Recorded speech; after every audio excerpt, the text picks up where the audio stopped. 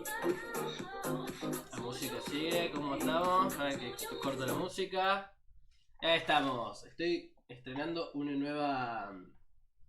nueva lámpara, una luz que me ilumina mejor. Porque la otra no me iluminaba muy bien. Y bueno, cambié el trípode de la cámara, así que ahora la cámara me ve mejor. No tanta pared y más yo, que se me ve a mí. Voy a sacar. Tengo una bufanda puesta porque tenía frío. Pero creo que eso no hace falta. Así que bien, bueno, como siempre, antes de empezar, además que tengo a la misma altura de la cámara del celular y la del Twitch, así que no se me va a parecer que estoy mirando abajo cuando estoy mirando la cámara del celular. También vamos a empezar el vivo de Instagram, como siempre estamos haciendo. Vamos probando un poquito la conexión que me pide siempre. Y ahí largamos en Instagram. En Instagram, también estamos en Twitch, estamos teniendo una transmisión como todas las semanas, que acá ya se acaba agosto, por fin, que se acaba agosto, eterno agosto, y vamos a estar hablando de 3 noticias principales este mes, este streaming.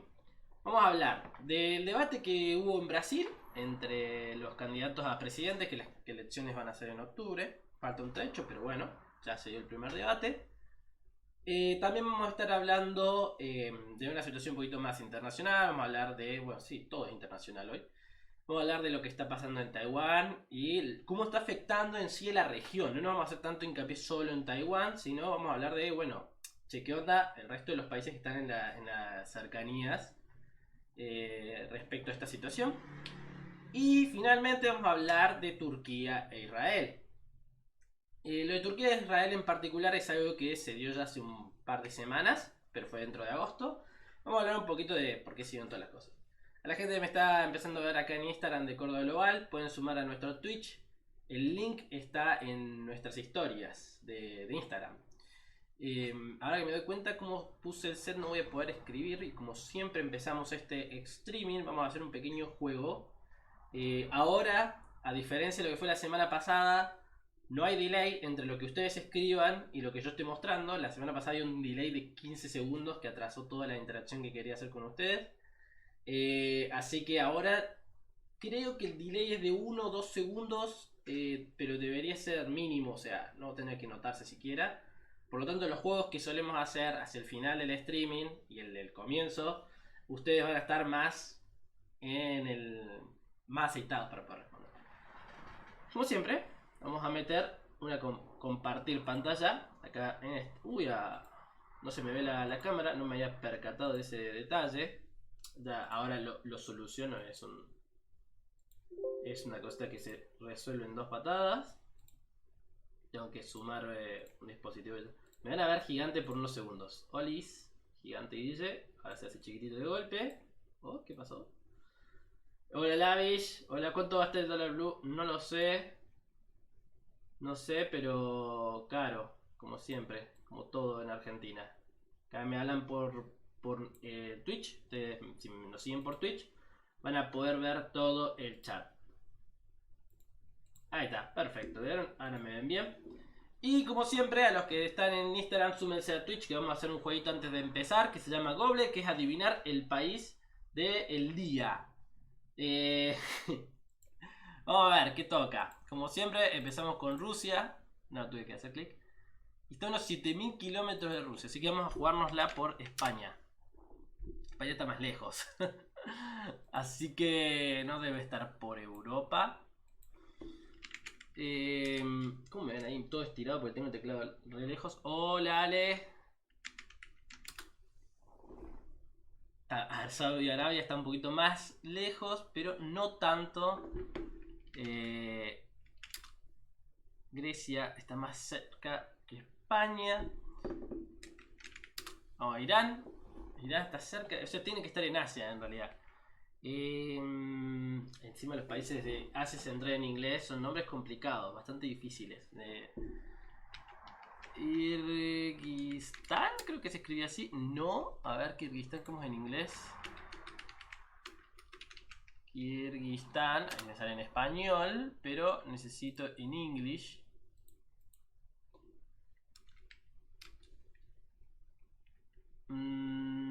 Search King no me sale ahí. Ahí está, es con ZS, por eso no me lo tomó.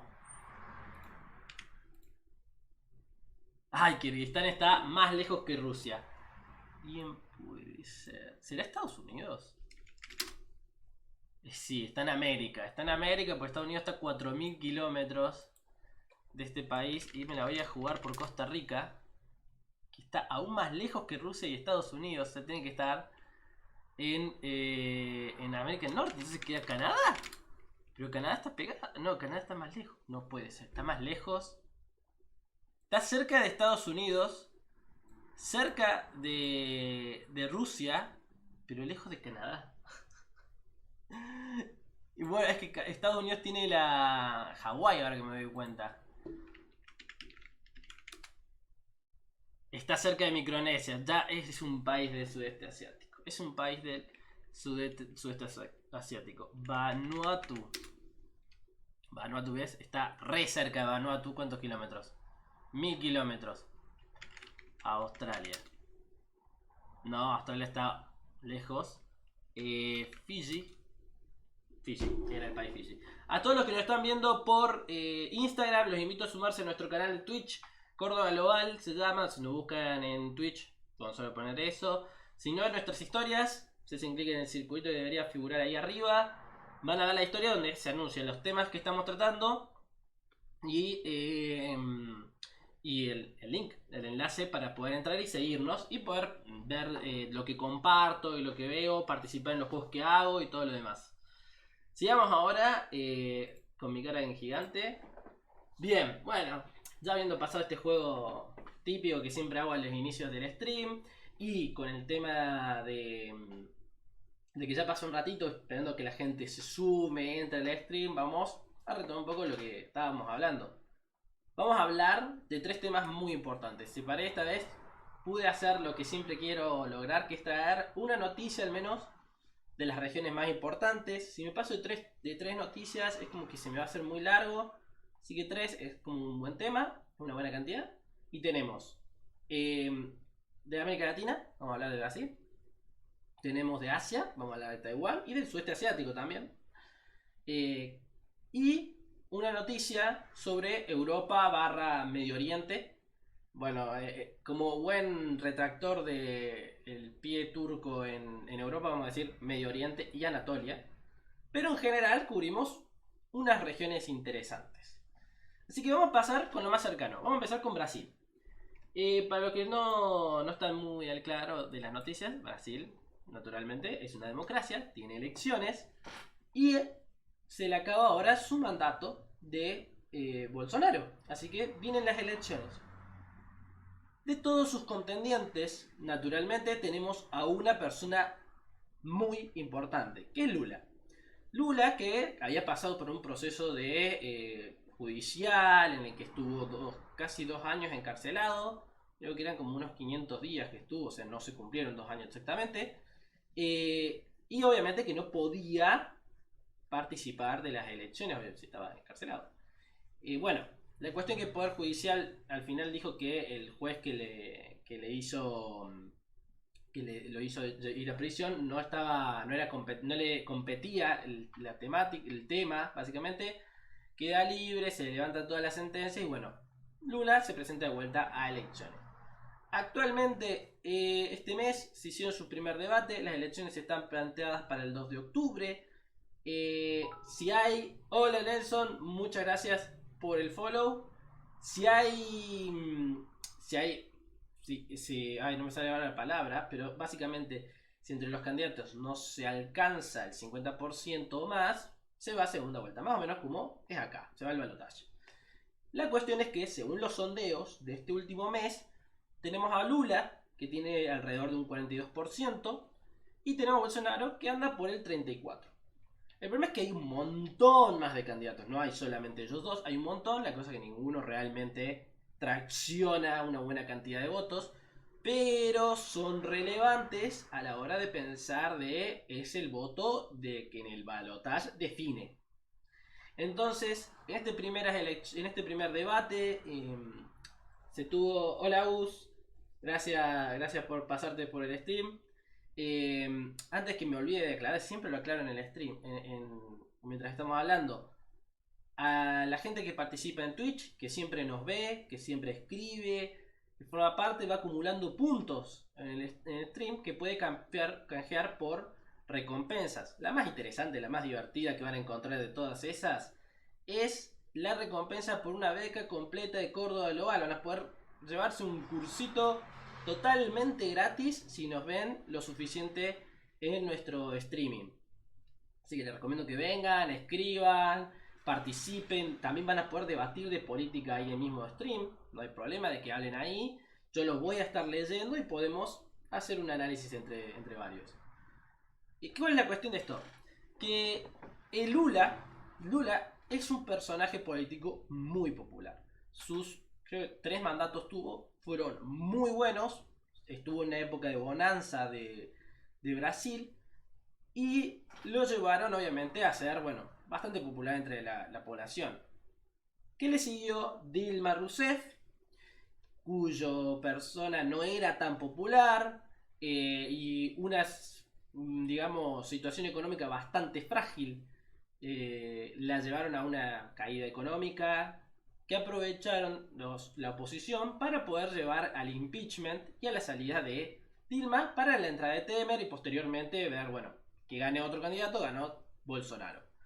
La cuestión está que acá también está todo el tema de la corrupción en Brasil. Brasil, como cualquier país del mundo, no se escapa de la corrupción. No es Chad, que es el país más corrupto del mundo, pero tiene bastante corrupción, tiene bastantes candidatos corruptos. Hasta lo que tengo entendido, Temer está en prisión porque, bueno, lo condenaron por corrupción. O sea, es un país complejo en esa temática. Hay mucha interna respecto al tema de la corrupción en el medio, diputados, senadores que no quieren presionar el Poder Judicial, bueno, cuestión así.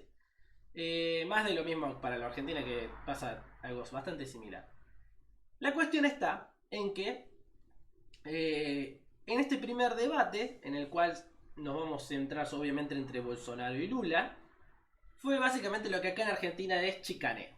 Se chicanearon entre sí acusándose de que hizo otro, que hizo el otro, que hizo uno, que hizo el otro. Bolsonaro se lo acusó de usar de cifras falsas, o sea que no eran realmente las cifras que había dado, sino posteriormente al debate empezó a extender un poco planes sociales y un poquito de populismo para llegar al voto. Sin embargo, su intención de voto bajó, sumado a que, bueno, Lula, que también se sumó a la chicaneada entre ellos y la acusación entre los dos, trató de mostrarse un poquito más tibio, por así decirlo, con los otros partidos, con otros candidatos, cosa de poder atraer el voto de ellos en caso de que se dé un balotaje. ¿Qué es lo que se está previendo? Va a haber un balotaje, o sea, posteriormente al 2 de octubre se va a venir el balotaje del 30 de octubre. Lo cual, a ver, falta bastante todavía. Vamos a ver qué pasa en el medio. Pero en sí, lo que se está viendo es un balotaje y que haya más probabilidad de que se vaya todo hacia Lula que a Bolsonaro. Pero bueno, va a verse qué va a terminar pasando. En ese tema, respecto a la situación, está la cuestión ideológica. Como ustedes saben, Lula es del Partido Socialista de los Trabajadores, es un partido de tendencia de izquierdas, mientras que obviamente Bolsonaro viene de movimientos de derecha. Sumado a que Brasil pasó por una situación bastante particular, porque con la caída de Dilma llega Temer, que era de derecha, justo cuando Macri se pasa a gobernar acá, más o menos alineados dentro de todo en lo que es ideológico. Había una coordinación en políticas, pero obviamente cuando Argentina pasó a Alberto Fernández, en Brasil mantuvieron el mismo tilde ideológico que obviamente rompió un poco la cooperación entre estos dos estados. Es una cuestión muy común en América Latina encontrar que los procesos de cooperación entre los estados, como por ejemplo el Mercosur o lo que fue el UNASUR, bueno, que todavía está medio muerta, pero está, en realidad casi todos los procesos de cooperación internacional, procesos de integración, fueron coartados a cierto punto por las visiones ideológicas de cada estado, de cada mandatario. Por ejemplo, el UNASUR cuando surge fue una forma de decir el Mercosur ya no sirve. Está bien que el Mercosur se mantuvo porque son cuestiones económicas, comerciales, mientras que el UNASUR se centra en una temática completamente política. Que fue justamente eso lo que, con la llegada de Temer y Macri a los dos países más importantes en América del Sur, terminó rompiendo un poco la estructura de UNASUR hasta el momento en que la actualidad no está funcionando del todo bien y varios estados se han retirado del UNASUR. Con eso en mente, podemos hablar de que Brasil va a volver al socialismo, mientras que acá en Argentina en realidad todavía no se sabe qué va a pasar. Para las elecciones todavía falta, si mal no recuerdo, el año que viene. A ver, espera, fueron en 2019, 20, 21, 22, 23, sí, 23, a finales de 23 se tienen que dar de vuelta. La cuestión es que todavía falta para elecciones y vamos a ver si coincidimos con el tilde político de Brasil o nos vamos para otro lado. Pues también eso va a perjudicar los procesos integradores de América Latina en general. Eso es lo que es Brasil en general. Brasil dentro de todo está en la cuestión de las elecciones y el primer debate la verdad es que no se sabe, no hubo como a ver, si hubo un claro vencedor no tanto, pero sí que de entre los dos Lula ganó un poco más la intención del voto, a diferencia de Bolsonaro, que se le redujo. Eso es lo que es Brasil. Y ahora vamos a pasar a la siguiente temática que se plantea para hoy, que es Taiwán. Para el tema de Taiwán sí voy a compartir un mapita. Quiero que vean. Compartir mapa. Está puesto todavía el juego este, pero ahora lo sacamos. Puse Google Maps. No, para un minuto. Primero voy a seguir yo un ratito. No quiero que vean mi ubicación. Y ahí vamos a alargar a la parte más geopolítica, temática más local. Vamos ahí. Ahora sí. El mapa. Tenemos el mapa centrado en América, escúcheme, en Asia. Y el tema está centrándose en Taiwán. La semana pasada, si mal no recuerdo, hablamos de...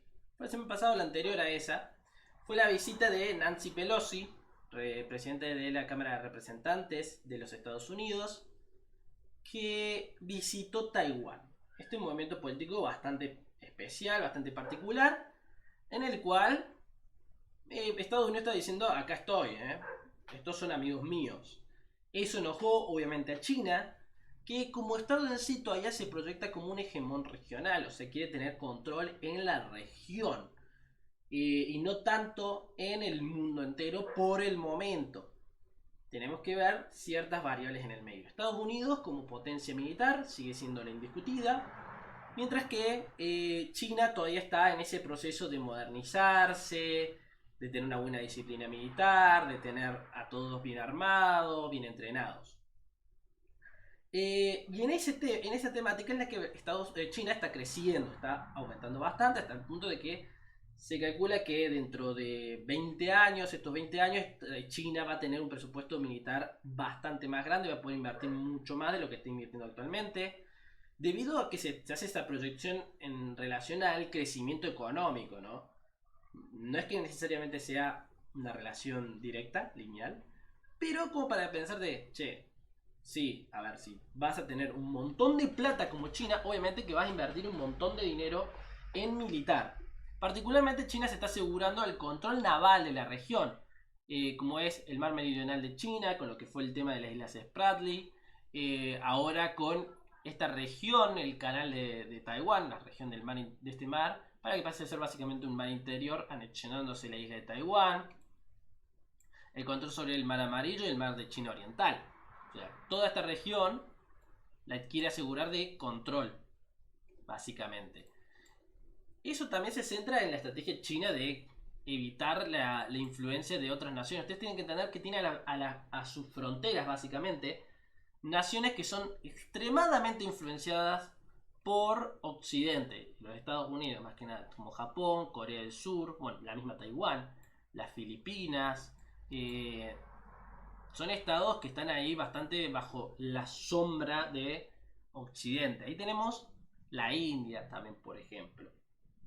Bueno, a todos los que nos están sumando que están en Instagram, se viene a nuestro Twitch en el que estoy compartiendo un mapa en el cual podemos ver mejor lo que estoy explicando, porque ustedes están como medio ahí a las horas, solamente me ven a mí, pero bueno, acá van a poder ver algo más reciente con el mapa que estoy mostrando. La cuestión está en que uno tiene que pensar la situación. Desde que Nancy Pelosi, a mitad de este mes, fue a la isla de Taiwán, China empezó un proceso de básicamente mover parte de su armada, sus fuerzas aéreas, dando vueltas por la isla, por los mares alrededores de la isla. Y eso obviamente mosquea un poquito a Taiwán, ya que ambos se consideran rebeldes entre sí. Taiwán dice que el continente es rebelde y el continente dice que la isla es rebelde. Por lo tanto, ambos tienen como esa proyección de anexionarse. Incluso Taiwán en los 50 lo quiso intentar, fracasó, pero lo trató. A diferencia de China, que nunca lo intentó directamente. Sin embargo, ahora es como que hay una amenaza que, China me puede invadir realmente. Taiwán, exactamente hace un par de días, largó un comunicado, no, casi un par de días no. Hoy mismo largó un comunicado diciendo que si China vuelve a amenazar su integridad, vuelve a querer invadir, meterse en el territorio taiwanés, no va a dudar en reaccionar. Esto ha perjudicado bastante la relación que tenían entre los dos, ya que, si ustedes ven el stream en el que expliqué toda la relación histórica que tienen, han tenido procesos de cooperación con tal de poder afianzar una paz y una cooperación entre ambas Chinas, ¿no? Particularmente en el ámbito comercial, en el ámbito de migraciones y poblaciones, porque esto pasa en parte como por ejemplo pasó con Corea. Al haber esta migración que hicieron los republicanos a la isla cuando fue la guerra civil, dejaron familia en el continente y otra familia se fue a Taiwán, y eso obviamente las separó. Entonces tenían programas de, bueno, reencuentro de familiares, como tiene a veces Corea del Norte con Corea del Sur. Eso todo ya se venía congelando hace un rato, pero bueno, ahora es como que finito. Y sumado a eso, Estados Unidos, que dijo acá se hace lo que yo digo, fue y mandó obviamente barcos, mandó 2 buques a la región, como también le prometió la protección a Taiwán, por tanto también el control aéreo, cosa que obviamente un país como Taiwán, que es bastante más chico que China, no tiene en la misma cantidad. Lo cual esto ya está poniendo a 2 países bastante importantes. Una vez creo que lo habíamos hablado en streaming, que dije, bueno, China tiene un ejército gigantesco, porque tiene una población que son potenciales tropas gigante, pero ellos tienen muchas tropas. Se ha ido modernizando, ha llegado a tener un par de portaaviones, pero ni ahí le llega los talones a los Estados Unidos. Estados Unidos sigue siendo indiscutiblemente el más fuerte.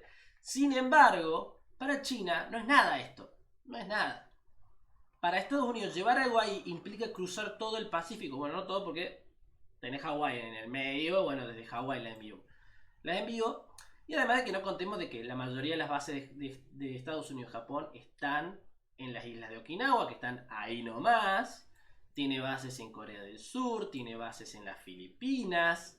Y obviamente tiene un aliado en la India, con quien hace ejercicios en cooperación militares. Entonces, Estados Unidos, ¿qué es lo que se le critica fuertemente en la región? Que no se ponga tanto él en el rol de ponerse seguridad, sino afianzar a sus aliados, como Japón, Corea del Sur o las Filipinas, para hacerle contrapeso a China. Obviamente que entre estos 3 aliados que yo acabo de nombrar, el único que podría llegar a hacer algo es Japón, que tiene una gran capacidad económica, es la tercera economía del mundo, y militar, tecnológicamente supera a la China. No en cantidad, porque tiene un personal reducido, pero sí en el tipo de armamento. Tiene un armamento de última generación los japoneses. A ver, lo tienen en todos los japoneses en última generación, pero en armamento son bastante más afianzados que los chinos. Eso sí, no tienen una flota decente, a pesar de que es una isla, debido a estas restricciones. Que en estos años, particularmente en los gobiernos de Abe Shinzo, se trató de revocar o repensar el artículo 9 de la Constitución japonesa para poder tener un ejército más presente hacia lo exterior. Obviamente esto generó un gran problema interno, que se fueron, literalmente se fueron a los golpes los diputados japoneses tratando la temática, como también reaccionaron otros países. ¿Cuál fue uno de los que más reaccionó? Fue China. Xi Jinping salió a discutir diciendo que Japón no tiene que andar haciendo esas cosas porque nadie quiere repetir lo que pasó en la Segunda Guerra Mundial. Y ahí, bueno, Abe salía diciendo que no son el país de la Segunda Guerra Mundial, ahora somos todos buenitos. Pero no es que solamente ocurrió en los opositores a Occidente, por así decirlo, poniéndolo al lado. Sino países como Corea del Sur también tuvo su reacción, ya que fue un país que la sufrió bastante a la ocupación japonesa durante el periodo que fue el principio del siglo XX y el fin de la Segunda Guerra, donde estuvo ocupada básicamente casi toda la península a mano de los japoneses. Esto, bueno, no terminó teniendo muchos frutos, en realidad tuvieron un aumento del gasto militar, pero siguen teniendo simplemente las fuerzas de autodefensa y han podido modernizarlas, pero siguen teniendo una cantidad bastante reducida.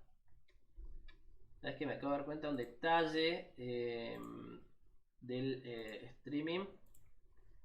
Que no sé por qué estaba así, pero ahí está, ahí lo solucioné. Bien. La cuestión es que la región en sí está tensionada y está aumentando la tensión. Eso es peligroso. Usualmente cuando uno ve y estudia historia en general, pueden ver que antes de una guerra grande, o una guerra en general, siempre se han dado como momentos de tensión que van aumentando. El caso más ejemplar para esto es la Primera Guerra Mundial. La Primera Guerra Mundial, muchos cuando te la explican, fue la muerte del archiduque Francisco Fernando. Pero la muerte del archiduque Francisco Fernando fue la gota que rebalsó el vaso. Porque cuando uno la estudia bien finita, ve que van ocurriendo muchos eventos. Ya no fue que de golpe mataron al archiduque y ya está. No, había habido ya varios atentados a la familia real austríaca, ya había varios conflictos entre las naciones europeas, particularmente por los dominios africanos. Ya varios años antes habían sido los conflictos por Crimea. Después tenía la inestabilidad social que había generado la caída del Imperio Otomano, que estaba en las últimas ya, y las guerras en los Balcanes, entre las naciones balcánicas entre sí, que se estaban matando para conseguir más territorio. Toda esa escalada de tensión se fue acumulando hasta que, bueno, explotó. El terrorismo, por ejemplo, que nosotros lo vivimos, mucho se dice que a partir de la disolución de la URSS, ahora siempre es terrorismo el problema, y con el 2001 la guerra del terrorismo era el momento nacimiento. No, terrorismo existió básicamente siempre, y en el siglo XIX no estuvo exento, estuvo lleno de ataques terroristas. La emperatriz del imperio, no, pues entonces, no, sí, del imperio austríaco, murió en un ataque terrorista en Italia. O sea, como van viendo, se va dando la escalada de tensión constantemente, pero esta vez más en la región. Pero ¿qué pasa en el medio? Yo ya le hablé de países que estaban aliados a uno o al otro. Tenemos Corea del Norte con China, tenemos Corea del Sur y Japón con los Estados Unidos, Taiwán con los Estados Unidos, ¿no? ¿Qué pasa con los estados que no se quieren poner de ningún lado? ¿Qué pasa con, por ejemplo, una nación como Singapur, Malasia, Brunei, Indonesia, que el conflicto en sí no les afecta de mucho, no les interesa la verdad, verdaderamente lo que pase ahí en la región, no les interesa tampoco lo que está pasando en Ucrania. Pueden haberse declarado como que mal Rusia invadiste un estado, porque a nadie le gusta que le invada. Pero, ¿qué pasa? ¿Qué pasa con estos estados? La situación es bastante particular, porque en general, bueno, se declaran neutrales. Sí, che, yo soy neutral en esto. Sí, está mal lo que hiciste, Rusia. pero voy a seguir comerciando con vos. Sí, está mal lo que está haciendo Estados Unidos, pero voy a seguir comerciando con vos. En general, estos estados se mantienen neutrales porque la verdad el evento internacional no les incumbe de mucho. Suelen ser naciones a las cuales no solamente no les incumbe el problema, porque no los afecta realmente, sino que no son relevantes internacionalmente. Cuando un suceso internacional pasa, las grandes naciones se les espera que reaccionen a esto. O sea, por más que pasó lo de Ucrania, ¿no? Que fue Rusia y Ucrania. China no tenía nada que hacer ahí. Sin embargo, se esperaba que hiciera algo. ¿Qué hizo China? Bueno, China no le hizo nada malo a Rusia. Discursivamente dijo que no deben invadirse, no se debe no se debe violentar la soberanía territorial de Ucrania, pero si Ucrania básicamente no reconoce esos dos estados, está violentando la soberanía de otros estados. Bueno, fue como un discurso medio tibio, que no voy ni por acá ni por allá, pero porque no quería estar en contra de todo el sistema internacional ni en contra de los rusos, que son un principio aliado. Entonces, vamos a hablar de países que ni cortan ni pinchan, la verdad, así como se dice el dicho, en el evento, pero sí le genera, porque hace muy poquito habló el primer ministro de Singapur. Singapur, esta pequeña región, es una ciudad grande en un conjunto de islas, en un estrecho clave que es esta región, que se llama el estrecho de Malaca. Este lugar, nosotros no se le da mucha importancia a veces, pero es central para el comercio mundial y no es de ahora. Siempre fue clave esta región. Imperios se hicieron alrededor de estas islas y en parte se centra en lo que es el comercio. Por ejemplo, la conocida ruta de la seda no era 100% china.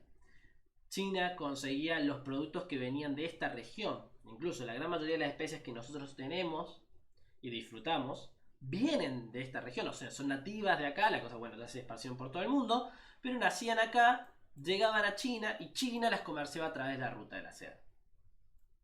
Y la ruta naval de la seda pasaba por el estrecho de Malaca hasta la India y de la India hacia los países árabes. Las naciones árabes que las comercializaban con el resto de Europa.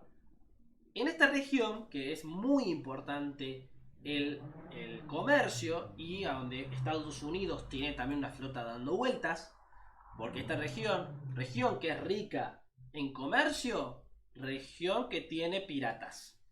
Tenemos piratas acá, tenemos piratas acá, tenemos piratas acá, tenemos piratas por todos lados.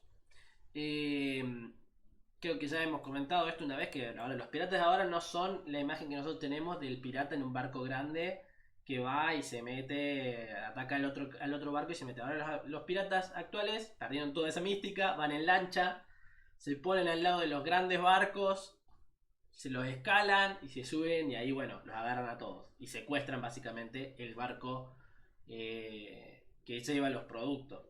Pero en general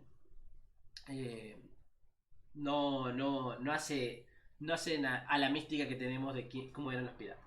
Volviendo al tema. En esta región, Singapur es una nación obviamente que le interesa que el comercio fluya, que el comercio se mantenga.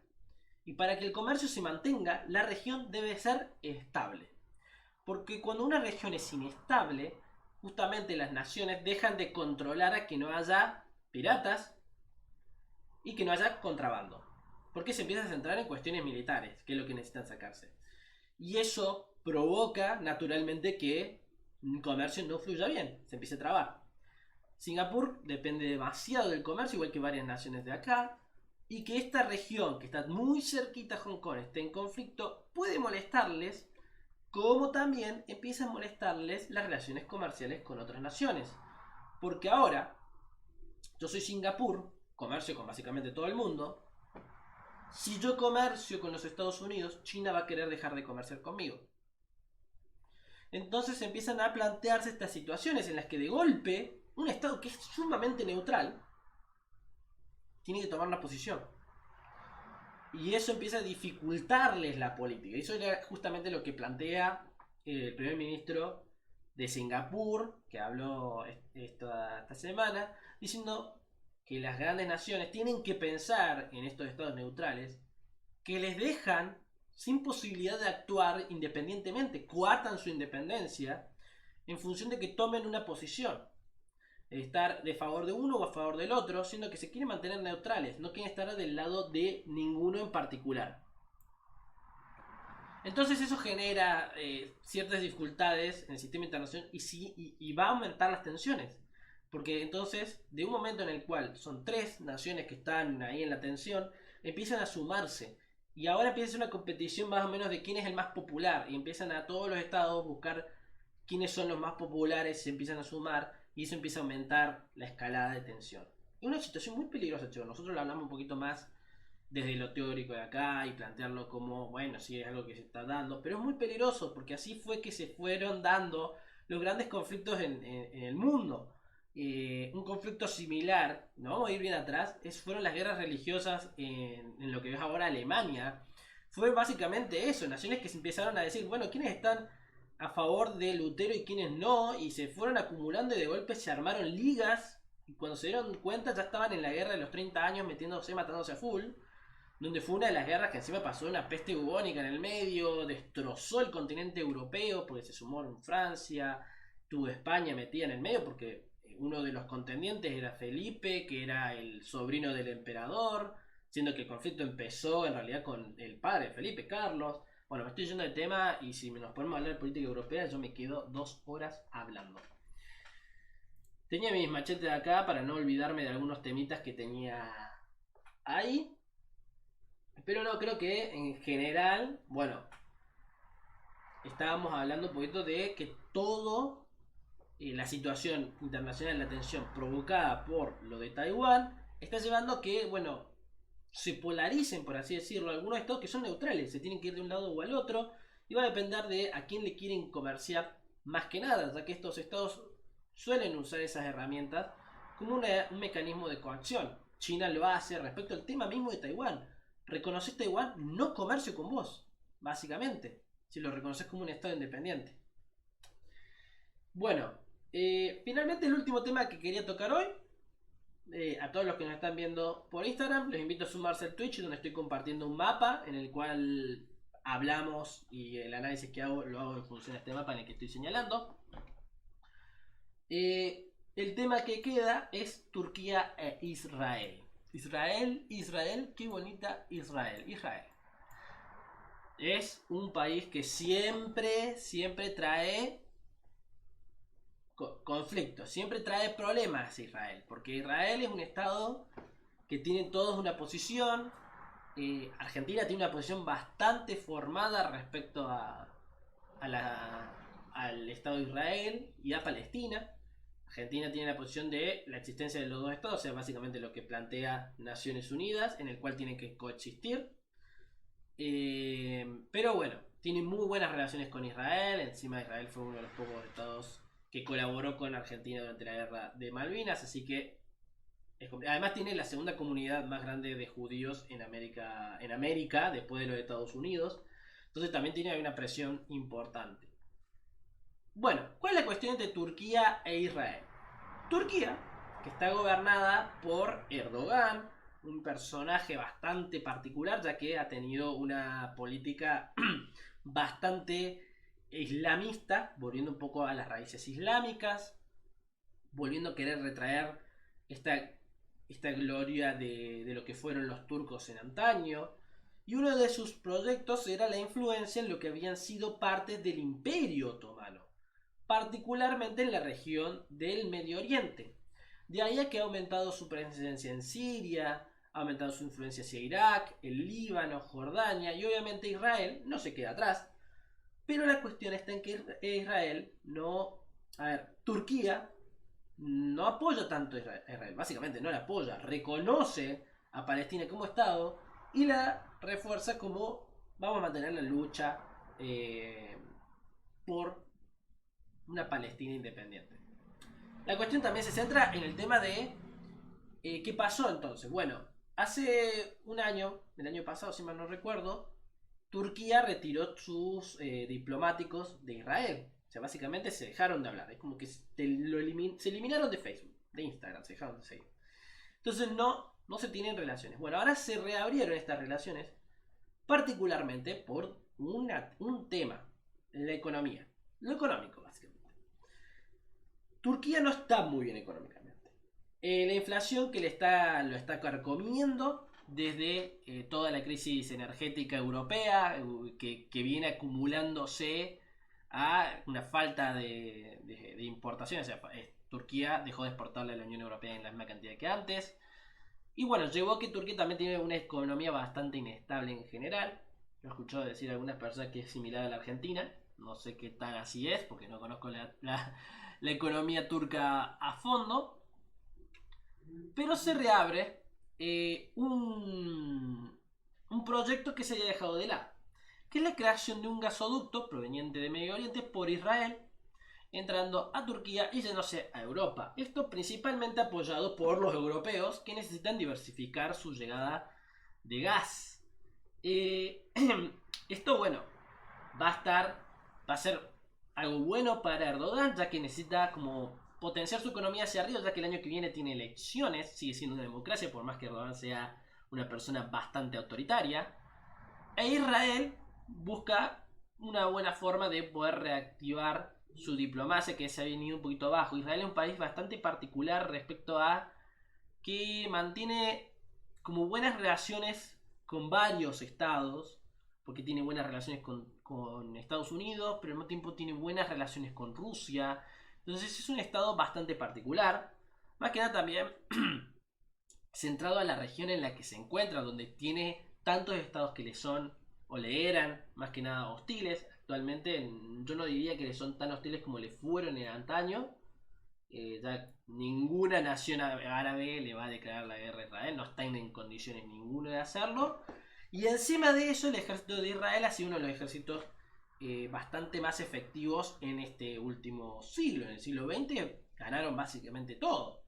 Eso es lo que les dio un prestigio bastante grande, particularmente porque Israel no es un país muy poblado, son 9 millones de habitantes, contra unos países árabes que están bastante, le duplican, si mal no recuerdo, creo que al menos Egipto le duplicaba la población. Ahora me entró la duda, quiero saber cuánta gente tiene Egipto.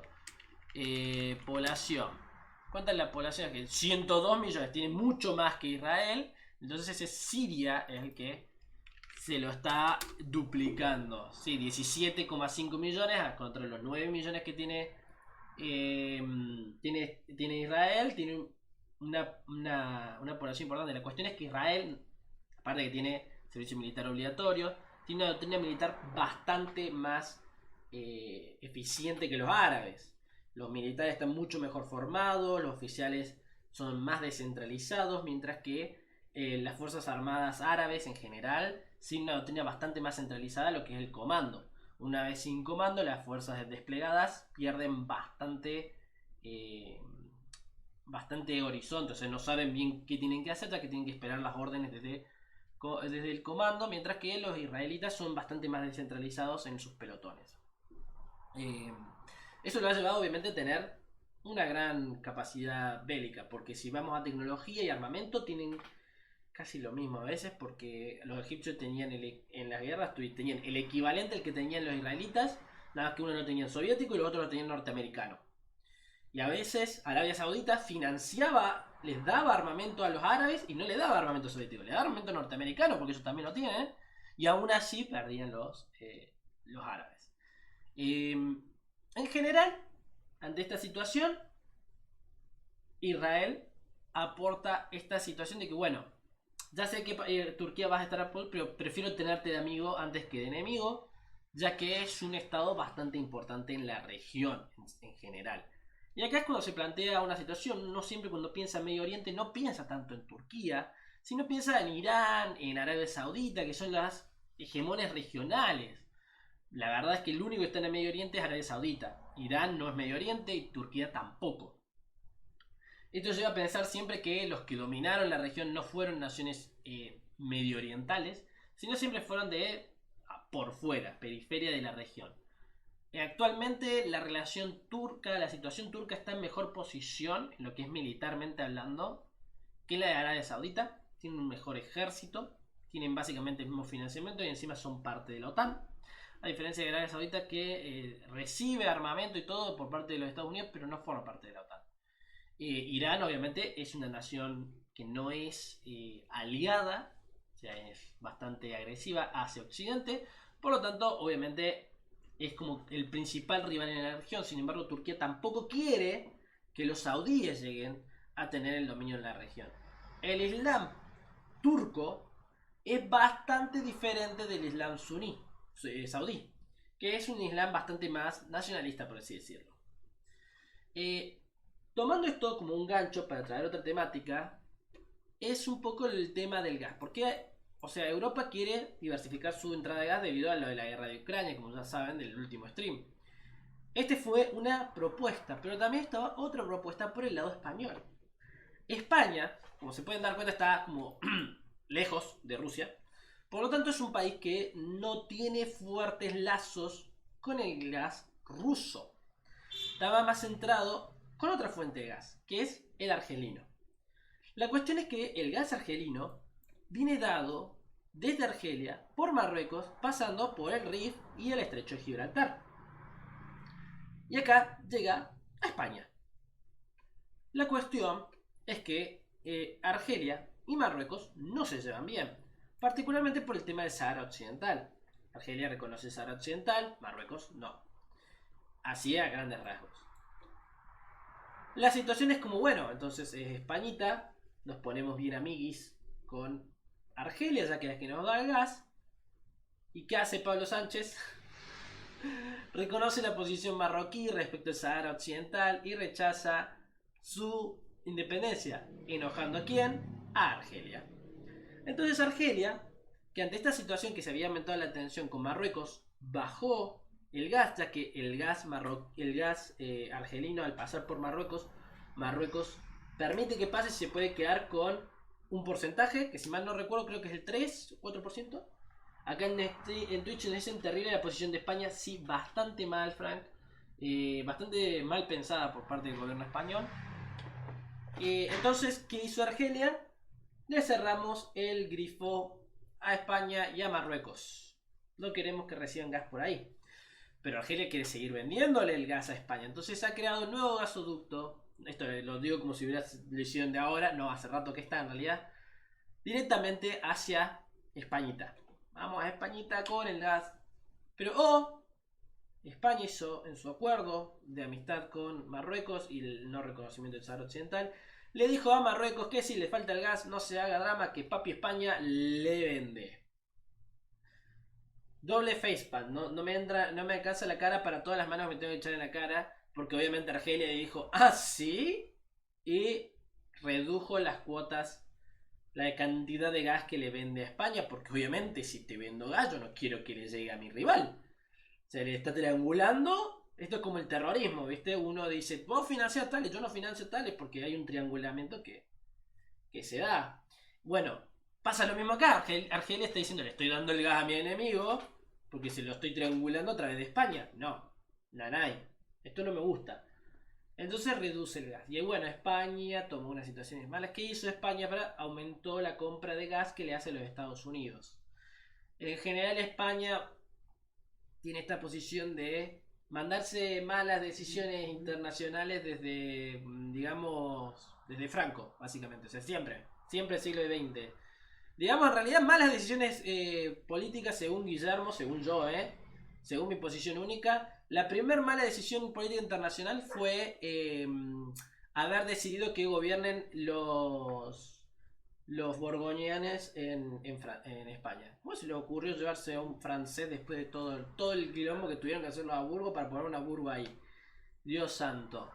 De ahí en adelante, toda la política española al tacho. Al tacho. Política internacional.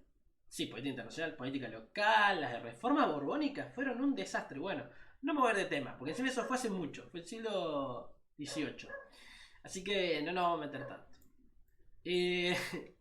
Lo único bueno de los Borbones fue que fue un Borbón el que propulsó que España forma parte de la Unión, Juan Carlos, ¿no? Lo único bueno que hizo Juan Carlos fue eso, fue hacer que y evitar que vuelva a caer el gobierno en una dictadura, que hicieron un golpe, no me acuerdo, sé que hubo un golpe y que Juan Carlos fue el que se metió a decir, no, chicos, no se peleen, necesitamos ser democracia, linda y bonita. Y después él fue el que apoyó fuertemente el proceso de unificación a la Unión Europea. Bueno, me fui re de tema. Esta es la cuestión de que, bueno, España no aprovechando la situación del gas, Europa que, bueno, ve en que en Turquía se puede salir con este gasoducto y llevar por fin otra fuente de gas a la región que encima ahora están entrando en invierno y lo necesitan con urgencia. Bueno, esas fueron las 3 noticias que tuve para hoy. No fueron tan buenas como la de la semana pasada, que fueron bastante más interesantes. Pero bueno, espero sus comentarios si tienen algo que preguntar. Si no, este mes, esta vez, pude sacarle el delay al streaming. Así que ustedes en cuanto escriben, yo lo leo. En cuanto ustedes ven lo que yo hago acá, sale directamente. Por lo tanto, si quieren, si hay gente acá disponible que quiera jugar, podemos jugar un juego de banderas que es re divertido y siempre lo hacemos. Como siempre hacemos. Pero antes que termine todo, saludo a la gente de Instagram. Cortamos en Instagram, seguimos en Twitch. Así que si estás acá y querés ver cómo esto termina, seguimos en Twitch. O si no, puedes ver el video después en YouTube. Hasta luego, gente de Instagram.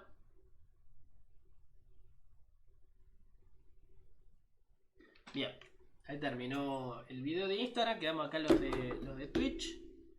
Vemos con las estadísticas del video, como para saber más o menos.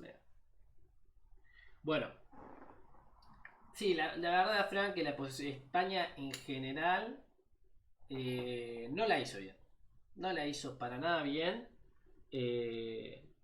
Jugaron a una posición media reforzar un dominio constante, más que nada por el tema de el Ceuta y Melilla. La decisión de Sánchez estuvo muy centrada en evitar que haya una escalada de crisis migratoria en la región de Ceuta y Melilla, que acá les voy a poner de vuelta el mapa, que son estos dos enclaves que tiene España en la región. Está Ceuta de ese lado y Melilla de este otro, que acá, bueno, hay siempre una crítica muy fuerte porque se dice, bueno, que son colonias. Muchos movimientos van a decir, che, son colonias en África por parte de europeos, y para España son parte más de la república, del Estado. Entonces no los considera repúblicas, no hay un extractivismo de recursos, la población es fuertemente europea. Entonces, bueno, claro, quiere evitar la crisis esta de que tuvieron con los migrantes que se apelotonaron en las fronteras y que lo llevaron a que, bueno, se generaban problemas muy importantes en la región. Entonces, bueno, estuvo centrado en eso. Pero no tuvieron una posición. Tuvo la oportunidad de este último mes en que España se convirtiera como en una especie de centro de distribución de gas. Porque Argelia tiene muchísimo gas. ¿Pero qué era? Era irle en contra a Marruecos y tener ante la frontera una posible nueva crisis migratoria, que tampoco está en situación de tener. Entonces me parece que fueron por ese lado, ¿no? Evitar esa situación. Bueno, conseguimos el gas por otro lado. España ha mejorado, siempre tiene esta visión de tener una muy buena relación con los Estados Unidos. Sin embargo, yo te soy de qué relación. España tendría que volver a ponerse un poquito los pantalones y mejorar la relación con América Latina en general, ¿no? Porque una España con una proyección hacia América Latina, no como una influencia, como un Estado que solape, ¿no? Que tape o que quiera extractivismo, sino que quiera tener una cooperación con sus antiguas colonias, por así decirlo, como el Reino Unido lo hace con varias de sus colonias, con varios de los estados que fueron miembros, como la India, como Canadá, como Australia, Nueva Zelanda. Y estaban los procesos de lo que fue las cumbres iberoamericanas, pero fue un proceso que se estaba dando fuertemente lo que era antes de la entrada de España en la Unión Europea. Se quiso mantener durante la Unión Europea, pero empezaron a dar muchas trabas debido a la normativa de la Unión Europea, que obviamente las naciones americanas no podían cubrir. Además de que obviamente España le llegan productos americanos a muy bajo coste. Listo, si entraron a España, se distribuyen en toda la Unión. Entonces eso empieza a generar problemas. Tendré que sentarse más en la idea, bueno, España como un mediador ante la Unión Europea, por más que sea miembro. Se lo tendría que plantear más desde esa posición. No lo hacen. Y más que nada cuando vos tenés naciones como Argentina que tenemos una gran cantidad de producción, Bolivia que tiene una gran producción de gas, incluso lo podrían hacer con Brasil. Portugal está en una posición mucho más débil que España para negociar algo, pero bueno, se puede dar. Bueno, ¿alguna duda que les haya quedado, chicos? ¿Quieren conversar algo más? Si no, lo vamos dejando acá, que ya estamos en la hora. Como siempre, acá cumplimos con una hora de streaming. Pero en general creo que cubrimos bastante. No fuimos tanto como la semana pasada. Espero que la semana que viene aparezca más gente. Pero vimos todo lo que queríamos tratar. Yo esperaba que hubiera bastante gente para hacer un juego de banderas y no pude. No hubo tantos. Las temáticas de hoy no fueron tan interesantes como la semana pasada. F. Hola Tigre, ¿cómo andás? Sí, jeje. Bueno chicos, los dejo hoy. Nos vemos la semana que viene, que vamos a hablar de política internacional de nuevo. Mañana va a estar José con política nacional, como siempre. Nos estamos viendo, síganos en nuestras redes, participen y pueden canjearse un cursito. Nada más que agregar. Hasta luego chicos.